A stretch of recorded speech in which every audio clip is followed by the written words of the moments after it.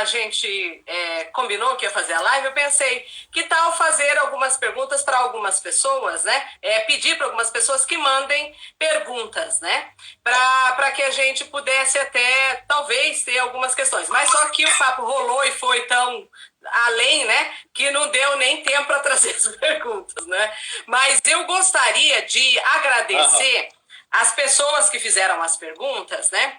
E daí eu vou dizer os nomes delas aqui, das pessoas que fizeram as perguntas, né? E daí depois, se a gente conseguir responder algumas delas, tudo bem. Caso contrário, o que eu e o Gabriel pensamos é, de alguma forma, responder essas perguntas formalmente, né? E daí disponibilizar para vocês daí, né? Então eu acho que a gente já assumiu esse compromisso, né? Mas mesmo assim eu gostaria de agradecer as pessoas porque elas fizeram um esforço, né? De fazer as perguntas, pensar. Então eu vou dizer, uma delas é a Maria Aparecida Gomes Ferreira, que ela é professora no IFRJ, que tem participado, sempre encontro ela por aí nos eventos. A Joelma Santos, que é doutoranda da UFBA. O Gilson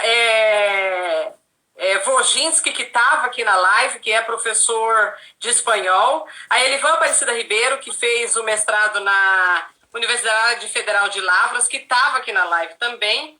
E a Letícia Camilo, que é mestre em Linguística Aplicada pela PUC São Paulo, que também estava aqui na live. E a Jane Taupe Aranciola, que é doutoranda agora na Unicamp, no IEL, e que foi nossa mestranda lá na UEPG, né? Então, eu gostaria de agradecer a todas são mulheres, e o Gilson, a todas e todos aqui que fizeram as perguntas, né? E que a gente depois responde, eu acho que formalmente mais as perguntas. Até o Gilson colocou, estou aqui, né? Então, você falou que o Lin tá aí, né? O Lin tá aqui, fez um Instagram, você acredita? Ah, que bom, que ótimo, Lin. Que bom, obrigado por ter vindo para nos, né, para escutar o nosso diálogo. Legal. E eu vi que o Romar também, eu acho que estava aí, né? Então tá bom. Romar tá aqui. Legal. Tá aqui. Que bom, excelente. Então, aí, né, Gabriel, eu não sei se a gente continua, porque já passou de 1 hora, né, 1 hora e pouco. Se você quer que eu faça algumas perguntas e a gente pensa nessas perguntas ou... Acho que pode. Então, tá legal. Tá legal. Então, deixa eu falar aqui. Deixa eu pensar aqui. Algumas delas a gente já respondeu, o que a gente já respondeu eu não vou falar, né? Tá. Mas, por exemplo, a Maria Aparecida Gomes Ferreira, do IFRJ, ela perguntou como trabalhar o African American Vernacular English, né? Or Ebonics, né? Nas aulas de inglês, a fim de superar as visões dos preconceitos linguísticos, né? Então, essa foi uma questão que ela trouxe. Essa é uma questão bem interessante, né? Em primeiro lugar, porque é uma visão que só localiza os Estados Unidos como um lugar, mais uma vez, como um lugar de onde a gente vai tirar uma variante de língua inglesa. Não estou dizendo que nós não temos que ensinar esse inglês, né? Porque esse é o inglês que é mais massificado, inclusive nas escolas, por causa do rap, por causa de uma série de coisas. No entanto, nós temos não só esse, tem o inglês jamaicano, tem o inglês sul-africano, tem o inglês nigeriano, tem o inglês indiano. Né? Então, há outras variantes de inglês não brancas que carecem também de análise. Acho que alguém colocou alguma coisa aqui também parecida.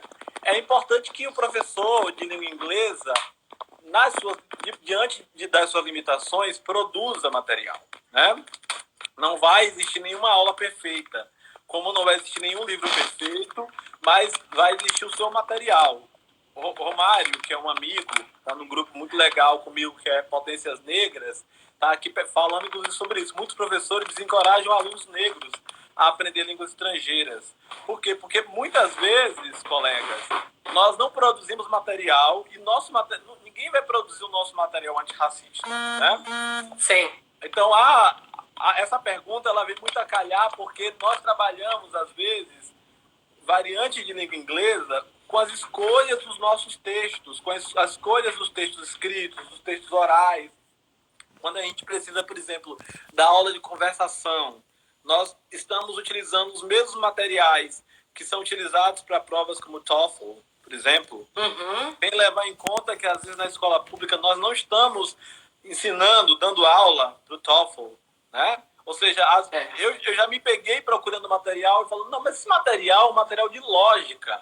O ensino de língua inglesa é mais do que lógica, é um material de lógica. A conversação não é só lógica. A conversação é o surgimento de uma existência na conversa. E a conversa é necessariamente um espaço de construção, obviamente, da estrutura, dessa fantasia, dessa invenção que nós chamamos língua, né? Uma invenção. Essa invenção foi realizada por convenções sociais, raciais, políticas, ontológicas. E nós, portanto, precisamos que as existências que possam carecer de existência naquele espaço que é a língua sejam trazidas através dos materiais que nós levamos. Então, por exemplo, num dado espaço de construção de atividades, eu fiz um videokê. Dos alunos negros da sala puderam escolher as suas músicas. Quantas de nós fazemos atividades onde os alunos podem escolher as suas músicas? E as músicas não são músicas... Muitas vezes são músicas de cantores negros e negras de um inglês que nós não ensinamos na escola, como Bob Marley, que a gente não ensina na escola. Sim. É isso, exatamente. Aqui era um pouco da discussão que a gente tinha feito antes, né? De trazer outras vozes, né, para dentro de sala de aula de língua, outros teóricos e outras línguas, que não seja a questão da língua inglesa somente com a variante estadunidense, né, ou com a variante aqui da Inglaterra, né? Então a gente precisa visitar e trazer outros lugares que também falam língua inglesa, inclusive trazer nós brasileiros falando inglês, né? Poxa, obrigado. Não é? Então, né? Porque nós também falamos inglês. Né? Então eu acho falante nativo, dono da língua, né? Exatamente.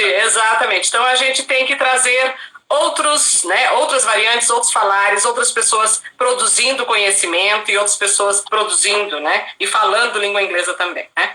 Aí uma outra questão que é trazida aqui, que essa foi trazida pela Joelma, ela coloca, considerando que o ensino de línguas atenta a consolidar as identidades raciais e problematizar o racismo estrutural junto aos professores/estudantes, geralmente traz à tona questões dolorosas para esses sujeitos e sujeitas. Como ficaremos nesse limiar entre a ação de como educar e uma atitude de natureza mais psicológica no processo, né? Nossa, essa pergunta toca diretamente na ideia de formação, né? Isso, exatamente, né? E como é que nós preparamos esses professores, né? Para que esses professores estejam, de fato, preparados para trabalhar com esse acolhimento desses alunos que passam por esse processo doloroso, né? E que é trazido corriqueiramente dentro da universidade, né? E daí nós temos, por exemplo, pesquisas como a do Romar, né? O Romar fez a pesquisa dele de mestrado que tratava exatamente sobre essa questão, né? Do processo doloroso de nós, né, alunos e alunas que fomos, ou professores e professoras que passamos pelo processo de formação, seja na graduação, no mestrado e no doutorado, e muitas das vezes nós fomos os únicos dentro desses espaços, né, e o quanto que nós tínhamos que nos juntar, né, com os pares, né, para conseguir ficar naquele espaço, porque dentro desse espaço é um espaço muito doloroso e falta acolhimento. E daí nós temos que fazer esse processo de acolhimento. A gente tem que acolher e a gente tem que se enxergar também, Cida. Eu acho que no campo da linguística aplicada, nós temos um ethos que é ligado à veiculação hoje de problemas sociais, mas sempre com a emancipação exacerbada como intervenção na realidade de pessoas, sem levar em conta as vozes dessas pessoas. A professora Ana Lúcia, que estava aqui mais cedo, ela tem um trabalho ligado justamente a isso, às próprias vozes de resistência que performam letramentos, né? O Limário, que está aqui, já tinha falado dele, do trabalho dele mais cedo, que me orientou no doutorado. O Limário trabalha também com a ideia de tradução, pensando nas comunidades indígenas e levando em conta as próprias produções de letramentos visuais que existem antes de um letramento ligado à escola, né? O letramento de escrita da escola, da escrita escrita escolar. Então, quando a gente fala de afetividade, de se enxergar nesse espaço brancocentrado e brancocêntrico, que é do ensino de línguas, a gente fala da minorização do professor negro de língua inglesa quando ele está entre seus colegas, né? Eu fiz um teste uma vez para ser professor de língua inglesa numa escola privada, de curso livre, e eu desisti no teste. Por quê? Porque as pessoas... Cida travou? Eu travei? Não, eu tô aqui, pode falar. Você tá aqui.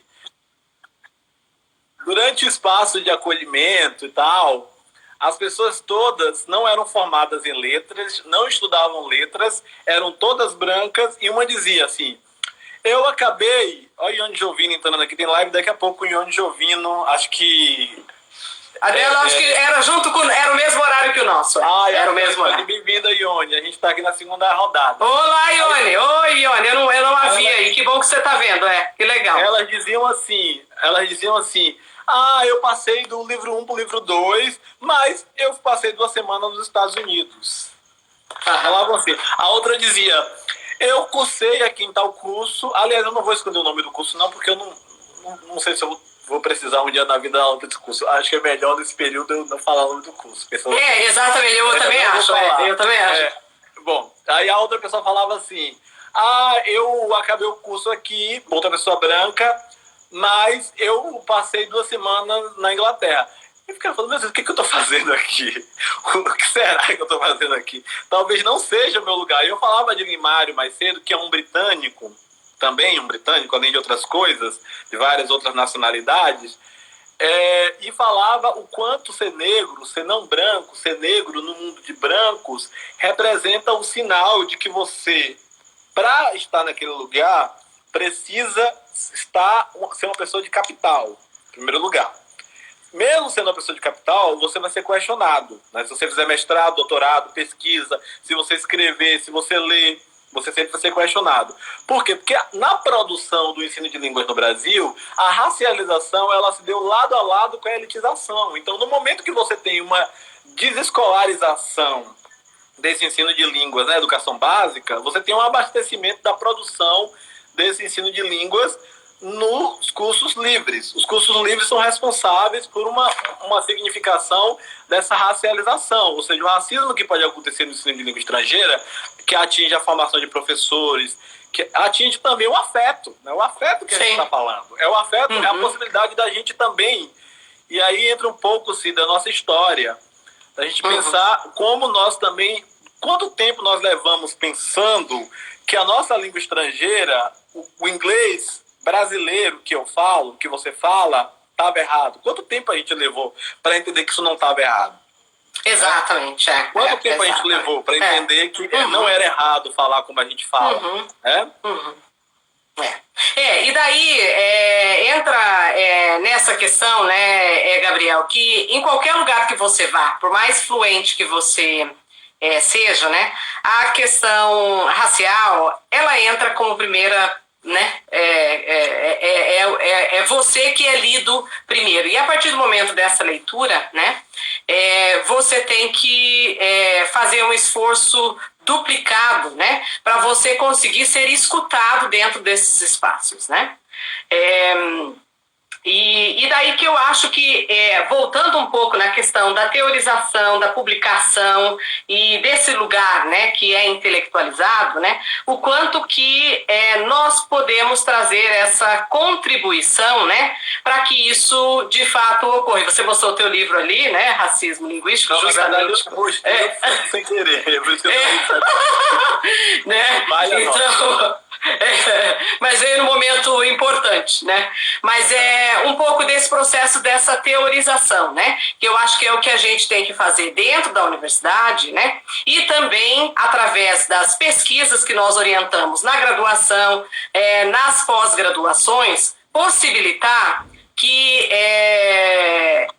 nós possamos nos ver, né, como pesquisadores, os nossos alunos e produtores, né, de teorias, que eu acho que essa que é a questão que é importante deixar marcada aí, porque enquanto a gente não tiver uma quantidade significativa, importante de publicação, é claro que esse lugar vai ficar com lacunas, né? Então nós precisamos ocupar esses lugares, né, de pesquisa, né, e participando de eventos, de congressos, de grupos de estudos, de nos unir a grupos, né, de pesquisas que nos acolhem, né? Então acho que essa é uma questão fundamental para que a gente consiga maior espaço dentro desse lugar chamado universidade. Isso. Eu acho que o ensino de línguas, como algumas, não você no Brasil, mas mais recentemente eu tive acesso a outras leituras, o ensino de línguas ele está totalmente ligado a uma elitização que tem a ver com o nosso projeto de genocídio, epistemicídio e linguicídio, né? Uhum. A gente falava até agora dos sem língua, né? Tem o sem terra e o sem língua. E essa categoria dos sem língua, Cida, nos leva à responsabilidade de elitizar, de discutir o que é essa elitização que leva à ideia de sem língua. Porque quando a gente discutia lá atrás, nas teorias de aquisição, de ensino, aprendizagem de línguas, até numa discussão muito exacerbada do que era aquisição, onde começava a aprendizagem, nós estávamos dentro de teorias psicológicas, né? A gente nunca estava debatendo, ou seja, nunca estava debatendo a importância que são as variáveis sociais para esse ensino-aprendizagem de línguas, né? E aí é o seguinte, falando nisso, tem uma pergunta aqui que eu não sei se vai entrar, eu coloquei para entrar, que tem a ver com a produção de uns sílabas que inclua espaços, que não apenas convidemos, mas também, enfim, não dá para ler a pergunta toda. Quem colocou aqui... Eu posso dizer, a produção de sílabos que inclui espaços para que não apenas, eu acho que as pessoas... mas que outras... Não, mas que não... locais. Que traga votos locais. Então, isso, exatamente. Até baseado num trabalho de link que eu conheci durante o doutorado, quando eu comecei a dar aula de inglês nessa universidade, eu comecei a dar aula de inglês produzindo material. Eu passei a utilizar livro didático mais recentemente, porque é uma região afro-indígena, de maioria negra, com o maior aldeamento urbano indígena do país, e eu passei a produzir material próprio e fazer com que eles produzissem material. Então, muitas vezes a gente fala, o professor tem que produzir material. A turma, o coletivo tem que produzir material. O material não é uma responsabilidade conjunta unilateral. O material, na verdade, a metodologia de produzir material é que deve ser conduzida, trazida como proposta pelo professor. Então, a gente tem uma necessidade, uma capilaridade de compreender como a colonialidade pode existir em nossas aulas. Então, se o estudante produz o material, ele lê o material, ele traz o material para a sala de aula. Então, às vezes, nós vamos perder muito tempo, por exemplo, dando aula sobre traços distintivos que muitos foneticistas passaram a trazer no campo da língua inglesa, que não são traços distintivos reais de língua inglesa. Então, por exemplo, a pronúncia exacerbada de alguns traços que são utilizados, eu falei agora do R retroflexo, por exemplo, utilizado em comunidades anglófonas que não estão nos Estados Unidos nem na Europa e que são comunidades majoritariamente não brancas ou negras, né? Que é o caso da Índia, ou é o caso da Nigéria, onde o R retroflexo não é produzido como o branco produz, né? E isso não é nenhum erro, isso não é nenhum disparate, isso é uma produção válida e às vezes a gente vai parar para corrigir de maneira exacerbada essa produção, né? Porque nós queremos ensinar o inglês do filme. E é o inglês do filme que está em discussão. Então, os sílabas que a gente tem que produzir o plano de curso, a produção desse plano de curso dentro da escola, ele tem que levar em conta uma produção de material que pode ser feita pelos estudantes, levando exatamente que lá atrás alguém colocou. Exatamente, né? E a partir do momento que é produzida pelos próprios alunos, com a colaboração, é claro, da pessoa que está, né, no processo de ensino, né, faz muito mais sentido, né? para aquele grupo de pessoas que estão aprendendo, que tem a ver com as práticas sociais, as realidades, né, individuais daqueles alunos, como é o caso do que você colocou aí da comunidade, né, indígena que você, na região que você está, tem uma comunidade grande indígena, né? Então, faz muito mais sentido, né? Além do mais, de possibilitar também que eles reflitam sobre a sua própria língua, né? Então, eu acho que tem todo esse processo. Uhum.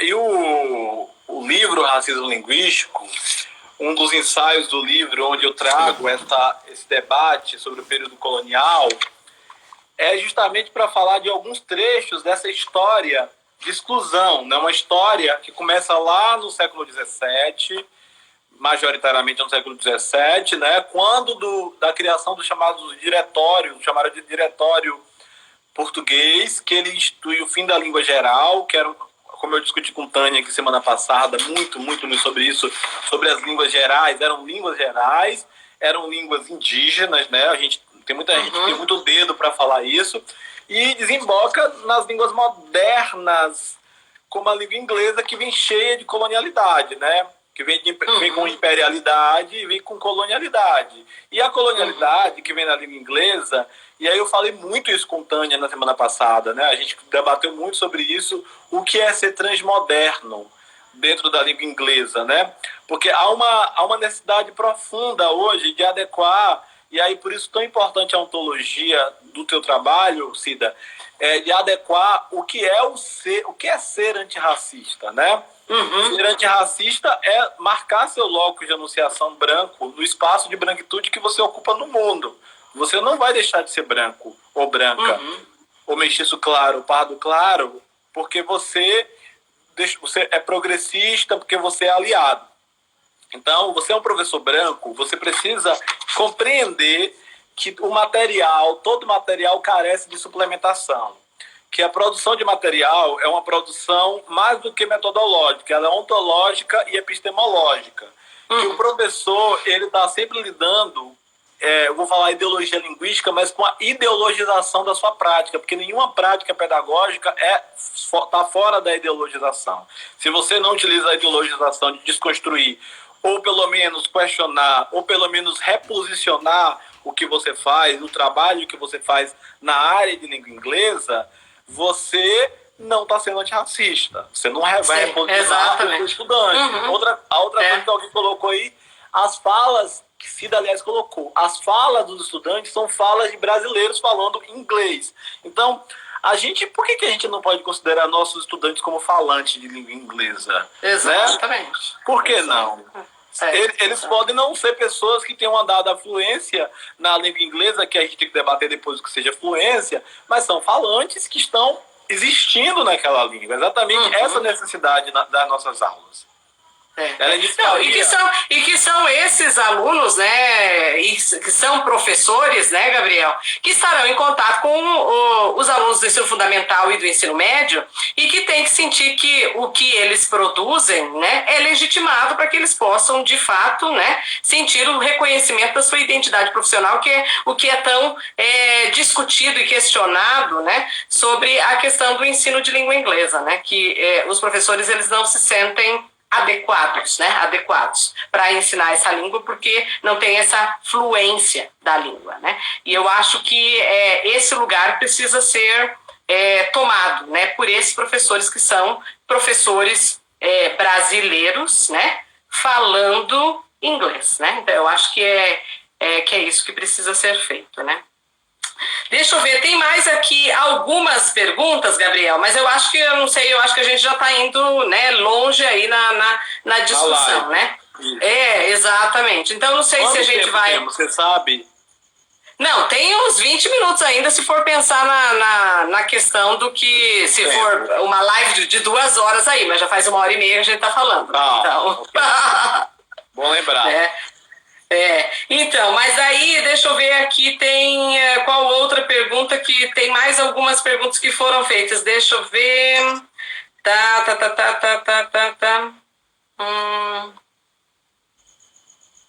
tá certo, deixa eu ver, alguém colocou aqui se indica algum material, né, com relação à questão que materiais poderíamos indicar, ou que sugestões de leituras poderíamos indicar, né? Então, eu até gostaria de falar, eu acho que de algumas colegas nossas, né? Então, a gente tem aqui, é claro que o link está aqui, né? Então, é importante pensar em fazer leituras sobre os materiais aí do Lin Mário, por exemplo, da Glenda Mello, né? Miriam Jorge... Isso, Miriam Jorge, quem mais? Aí a própria Ione, que está aqui na live, né? Da Ana Lu, da Cassandra, né? Então a gente tem, eu acho que vários colegas que têm produzido materiais importantes, né? Dentro da área da linguística aplicada e da questão tanto de formação quanto do ensino de língua, né? Que seria importante, eu acho, revisitar esses materiais, olhar esses materiais e principalmente as pesquisas que têm sido feitas, né, sobre essas questões, tanto do ponto de vista de formação de professores, de políticas linguísticas, né, de ensino e aprendizagem de língua, quanto também da questão de análise, produção e a avaliação de material didático, né? Então, e que hoje nós não podemos falar que não tem material produzido. Tem um número significativo, eu acho que de pesquisas já feitas e que poderiam ser visitadas para aqueles que têm, eu acho que alguma... que gostariam de conhecer um pouco mais sobre as pesquisas que estão sendo desenvolvidas na área, né? Isso falando sobre o Brasil. E daí, fora do Brasil, nós temos aí Penny Cook, que a gente, né, acaba utilizando. O Lin Mário fez uma pergunta, eu acho. Ele colocou um comentário sobre o racismo cultural, né? Que está espelhado na hierarquização implícita, né? Do fato de que só os falantes nativos do Norte podem certificar a proficiência. Isso é importante, porque tem uma coisa que Lin discute, que é o tal o idioma sem fronteiras que está voltando agora, né? Sim.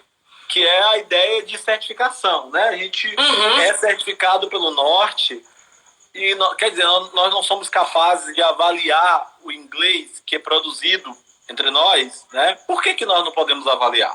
E daí, poder nós podemos, né? Agora, o que precisa ser feito, né, é achar mecanismos e nos juntar, por exemplo, com as associações que nós temos no Brasil e fazer essas propostas, né? Então, poder é possível. Agora, nós precisamos, é claro, que de espaços e cavarmos esses espaços para que a gente consiga fazer, como a gente já faz, outras avaliações, né? E para, é claro, que quebrar um pouco dessa hegemonia, né? Dessas avaliações internacionais, né? E que para que você possa, né, ser considerado aí proficiente, né, você tem que passar por uma dessas avaliações. E que nós temos condições de fazer essas avaliações hoje no Brasil, tranquilamente, com as várias pesquisas e várias universidades de renomes que a gente tem dentro do Brasil. Sim. Pois é, Cida. Então, eu acho que a gente já pode caminhar para encerrar, eu acho. Sim. Eu acho que foi uma excelente live para a gente debater as experiências, para pensar muito a partir, sobretudo, do teu trabalho, que é um trabalho seminal em nossa área, né? Um trabalho que você falou de 20 anos de pesquisa, né? 20 anos de teorização também, não? 20 anos onde você traz, inclusive quero propor um componente, uma disciplina com esse nome, né? Para pensar tanto o letramento de resistência e o letramento racial crítico, e pensar que quando eu dei o nome Racismo Linguístico a esse livro, eu tinha outros nomes, né? E eu não estava com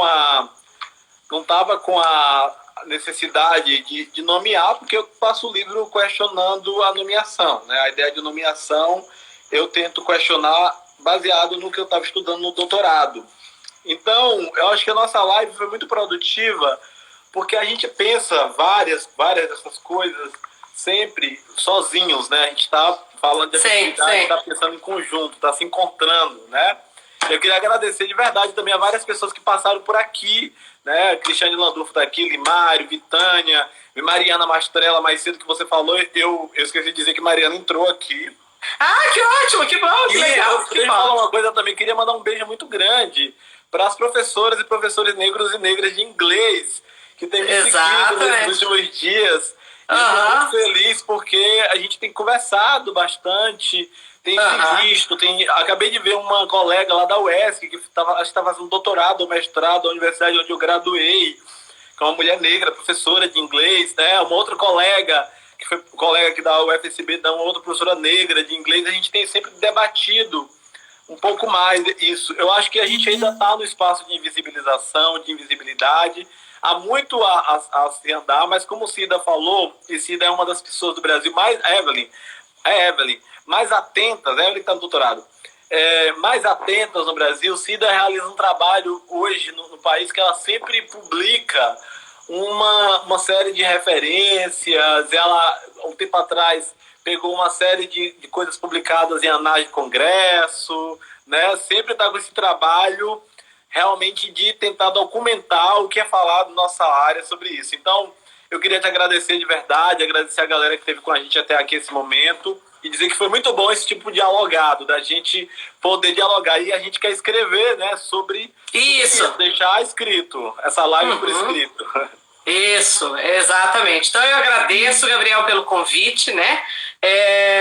Foi ótimo estar com você, né? Pelo carinho grande que eu tenho de você, pelo respeito, pelo trabalho que você tem desenvolvido. Conheci você, né? Quando estava fazendo mestrado ainda, num evento que eu fui lá na UNB, né? Então, e a partir daí tenho acompanhado a sua trajetória, né? E tive a possibilidade de estar com você e com o Lin em um determinado momento da sua trajetória também, né? Então eu fico muito feliz de saber todo o trajeto, né, que você tem caminhado, feliz por saber que você está em uma universidade federal, né?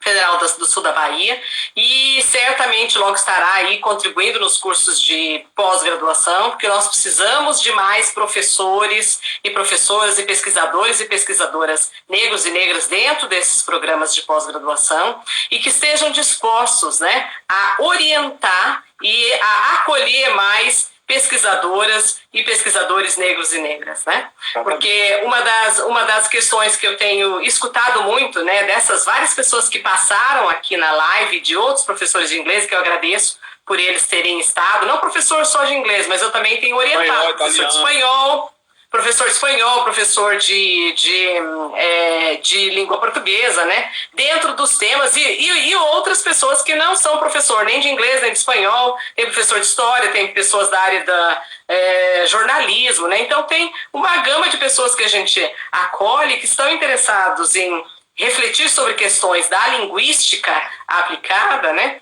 E que estejam pensando na questão, num recorte racial ou algumas vezes interseccionado, né? Então eu fico muito feliz de você logo estar, né, dentro desse espaço da pós-graduação, podendo colaborar e contribuir para que nós possamos ter mais pessoas. E parabenizar mais uma vez pela produção do seu livro Racismo Linguístico, né?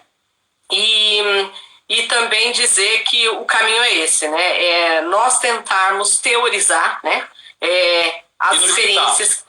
Isso, e nos citar, que é uma das questões que eu sempre coloco, né? A gente tem que aprender a citar os nossos pares, a dar merecimento para os nossos pares, né? A olhar o trabalho que os nossos pares têm feito, né? E divulgar para outras pessoas, que é uma das coisas que eu geralmente, nessa categorização que você falou, né, de ver quem tem pesquisado sobre isso, sobre aquilo, é uma das questões que eu geralmente tento fazer, né, justamente para isso. E daí essas perguntas que a gente não conseguiu responder aqui, hoje à tarde, aí, antes da live, eu peguei e liguei pro Gabriel e falei, olha, vamos documentar essa live, né, vamos escrever essa live, né, e o Gabriel topou. Então a gente vai pegar essas perguntas aqui, né? Vamos respondê-las, né? E daí vamos achar um periódico para publicar. Então eu acho que é isso que a gente vai fazer. Algum dia sairá publicado, não se preocupe. Isso, exatamente. Vida, muito obrigado. Obrigada a todas e todos presentes aí. Obrigada, um beijo. Vou salvar aqui, viu, gente? Abraço, vou salvar aqui.